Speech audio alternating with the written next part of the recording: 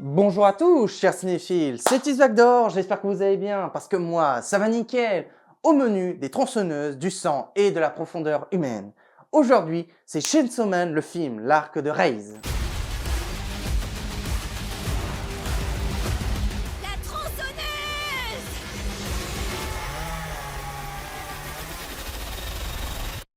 Boum. Chainsaw Man, le film, l'arc de Raze, est un film d'action, d'épouvante, d'horreur et de drame romantique, sorti le 22 octobre 2025. Elle a été produite par le studio MAPPA qui nous a pondu la dernière saison de NSNK, Jujutsu Kaisen, mais également la série Chainsaw Man. Réalisé par Tatsuya Yoshihara, il est surtout connu pour son travail sur Black Clover, sans compter qu'il est également connu pour ses différentes collaborations avec le studio MAPPA, notamment pour la dernière saison de NSNK, ou encore de Jujutsu Kaisen. Dans un monde où les démons dévorent tout sur leur passage, Denji vit enfin un moment de paix, jusqu'à ce que le dessin place sur sa route Raze, une jeune femme au regard tendre et au rire sincère, et entrevoit pour la première fois ce qu'il n'a jamais connu, la chaleur d'une vie normale. Alors que son cœur vacille entre son passé et son désir de normalité, Denji va plonger au cœur d'un combat sanglant où rien ne sera plus jamais comme avant. Entre amour et chaos commence une danse où chaque battement de cœur peut être le dernier. Je vous ai déjà expliqué depuis quelques temps, mais ça fait vraiment depuis peu que je me suis vraiment lancé dans les mangas et les animés. Et évidemment, dans toutes les œuvres que j'ai connues et que j'ai découvertes, Chainsaw Man en fait partie. Et il est vrai que même si je n'avais pas encore vu l'œuvre, j'en avais déjà entendu parler énormément de fois. Sachant qu'un homme avec une tête de tronçonneuse et des bras avec des tronçonneuses au bout, c'est pas très discret. Donc oui, j'avais entendu parler de cette série et également du générique iconique avec sa musique absolument géniale. Donc oui, j'avais énormément entendu parler de cette œuvre et quand je l'ai découvert il y a un peu plus d'un an maintenant, j'ai gardé un réel bon souvenir de ce sujet puisque de toutes les œuvres que j'ai pu voir, c'est vrai qu'il faisait partie de ceux qui se démarquaient en proposant une réelle opposition. Donc, j'étais pas réellement le plus chaud pour aller voir ce film, mais j'avais quand même envie d'aller le voir pour découvrir la suite, étant donné que j'avais beaucoup apprécié la première saison. Et il faut bien l'admettre que c'est bien de découvrir des choses parce qu'on peut découvrir de réelles pépites. Et comme pour le cas de Demon Slayer, le château de l'infini que je vous ai présenté il y a maintenant une semaine, à l'heure où je sors cette vidéo, si vous voulez la voir, elle est dans la description, je dois bien reconnaître que ça commence vraiment à me casser les couilles. Non, attendez, je vais m'expliquer. Parce que vous savez qu'à chaque fin d'année, je vous fais un classement des 10 films que j'ai le plus aimé à vous présenter. Et là, le problème de tous les films que je vous présente depuis maintenant début septembre, ça change tout mon point de vue. Et ça commence vraiment à me casser les couilles. Parce qu'à chaque film que je montre, à chaque fois, j'ai envie de le mettre dans le classement. C'est infernal. Un peu long pour dire simplement que oui, j'ai adoré Chainsaw Man, l'arc de Raze. Alors bien sûr, je vais vous expliquer ce que j'aimais ou pas tout au long de cette critique et comme à chaque fois, on va d'abord commencer sur sa narration.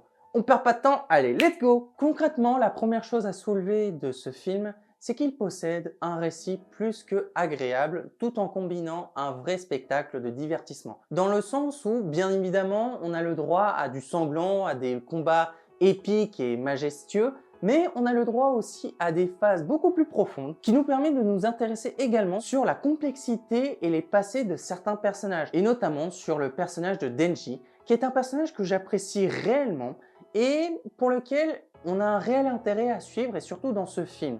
Sans compter qu'il nous offre une histoire assez profonde, et notamment avec sa relation avec le personnage principal féminin, à savoir Raze.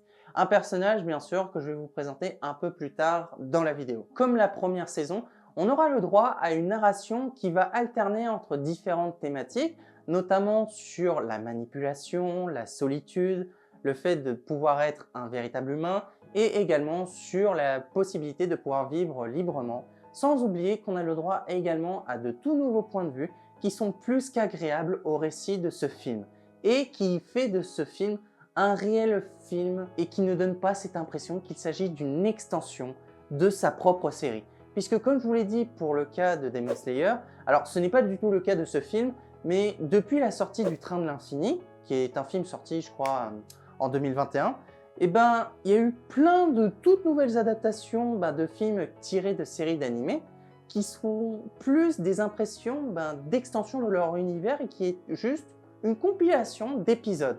Par exemple, ça a été le cas avec le film Solo Leveling. Mais bref, pour le cas de ce film, je vous assure, c'est tout sauf le cas. En effet, on a le droit à un véritable film propre à lui-même.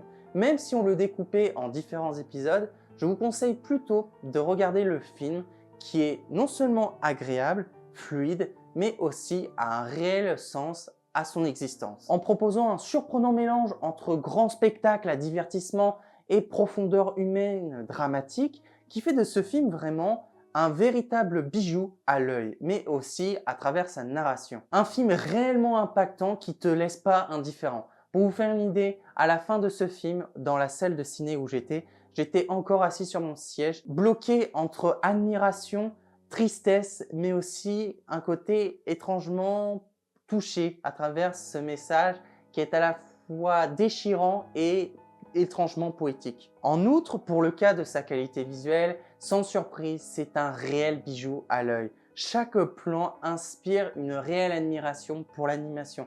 C'est un vrai spectacle de lumière, de couleurs qui propose un réel film digne des derniers épisodes par exemple de One Piece. Je suis désolé quand je regarde de nouveau certains extraits que j'ai pu voir, je suis désolé mais j'ai vraiment cette impression que ce film est un réel spectacle de divertissement. Franchement, c'est une beauté qu'on ne voit très peu au cinéma. Vous savez tous que je suis un très grand fan de l'animation, ça se discute plus, mais sans déconner, quand tu regardes ce genre de plan, quand tu regardes ce genre de spectacle visuel, tu ne peux pas nier qu'il s'agit là d'un réel chef-d'œuvre. C'est d'une beauté qui transpire l'admiration, qui transpire un réel intérêt. Ce qui est le plus frappant et le plus réussi avec ça, c'est qu'il a réussi à sublimer et rendre encore mieux les scènes qui sont déjà présentes dans le manga. Parce que pour vous faire une idée, pour moi, un animé d'un manga, une adaptation plus précisément, pour moi, c'est un peu comme une extension, un DLC, dans lequel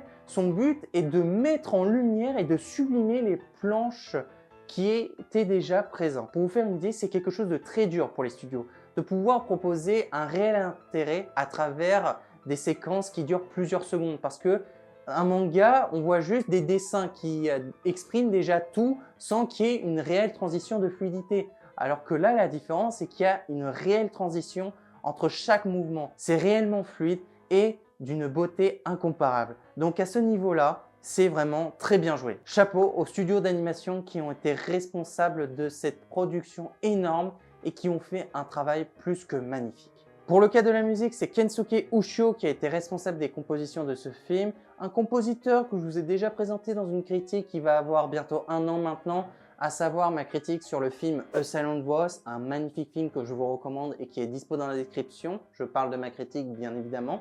Mais hors de ça, il est également connu pour avoir composé les musiques de Dan Dan Dan, The Color Withings, mais également Nomo comme des bulles. Je vous le dis tout de suite, l'immersion sonore de ce film est aussi une masterclass, une réelle réussite au travers d'une immersion plus que excellente. On ressent tout de suite les motivations du compositeur au travers de l'immersion sonore, celle de nous transmettre au travers du film bien plus qu'une simple émotion ponctuelle. Il a voulu nous plonger dans le chaos et la complexité du monde des personnages, en particulier celle de Denji, où la musique alterne entre la violence brute, tension nerveuse et instant mélancolique, reflète la dualité de l'existence humaine, le désir de vivre, la solitude, la souffrance, ainsi que la quête d'humanité, au milieu de la brutalité. Il nous invite à ressentir profondément le conflit intérieur des personnages et les dilemmes moraux auxquels ils sont confrontés, tout en soulignant que la violence, la perte et l'amour coexistent, souvent de manière indissociable. En somme, au travers de l'immersion sonore, le réel but de Kensuke Ushio est de nous faire ressentir par le son que la vie est à la fois cruelle et fragile, mais qu'au cœur du chaos se cache une recherche universelle de sens, de connexion et de rédemption. Un travail qui transpire à la fois la délicatesse, mais également l'effet de grand spectacle. Et pour ce qu'il s'agit des personnages, alors, bien sûr, les personnages secondaires sont mis de retrait, mais ils ont également leur droit à un petit développement chacun, nous proposant une continuité sur leur développement et sur les dilemmes moraux qu'ils nous présentent, et notamment sur l'intérêt qu'on avait sur eux, et aussi sur certains personnages qu'on connaît déjà pour être des personnages détestables. Et ceux qui voient très bien de qui je veux parler, je me permets un petit écart. Va bien te faire...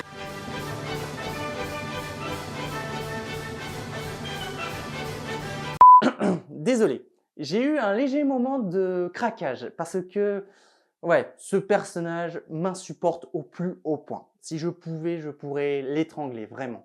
Mais bref, pour ce qui s'agit des personnages principaux, à savoir Denji et Reize, ce sont deux magnifiques personnages. Alors, je m'explique. Bien sûr, Denji est un personnage à difficulté, plus précisément un personnage à problème, surtout sur ce qu'il représente, mais c'est aussi un personnage assez simpliste.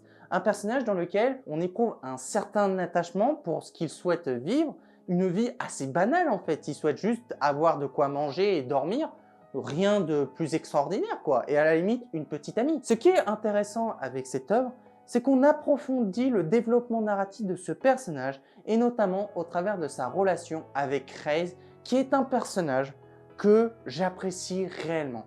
Un véritable personnage pour lequel on éprouve une réelle profondeur d'attachement et de respect, étant donné qu'on arrive à se retrouver à travers elle.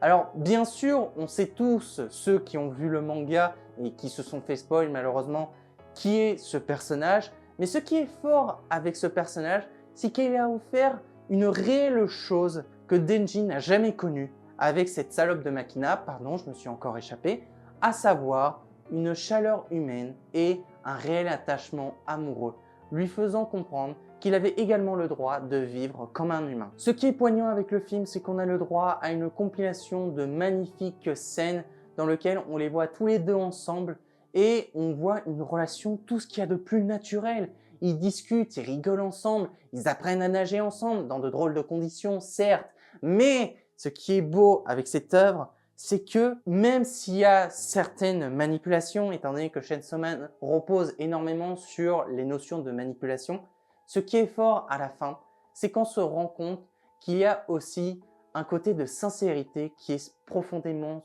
poignant.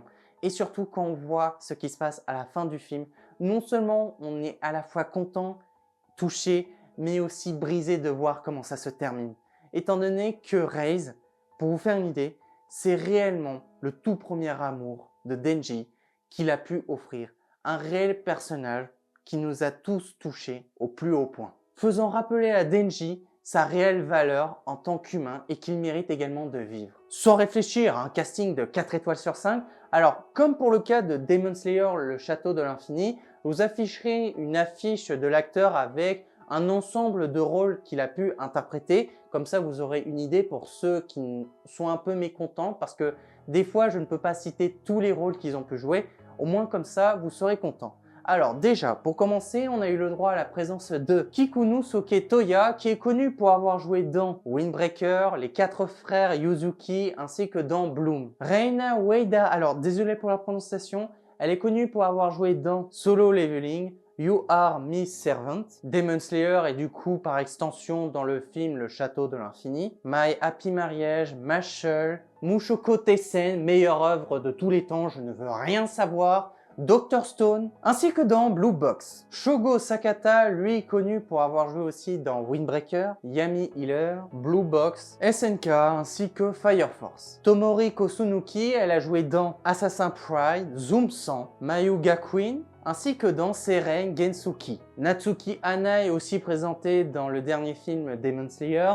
Il a joué dans Journal April, SNK, Dan Dan Dan, Loin de toi, Près de moi, ainsi que dans Food Wars. Maya Ishida, elle a joué dans The Eminem Shadow, Danmachi, Hunter x Hunter, ainsi que dans Shunibyo. Feirouz Ai, connu pour avoir joué dans The Eminem Shadow, Mobseka, Skeleton Knight, ainsi que dans Konosuba. Info en plus, à part 2 acteurs que je vous ai présentés, tous les acteurs qui ont joué dans ce film ont tous joué également dans la première saison de Chainsaw Man. Pour conclure, Chainsaw Man est un film qu'il faut voir au moins une fois dans une vie. Surtout si vous voulez voir des œuvres qui ont plus qu'un simple divertissement à proposer.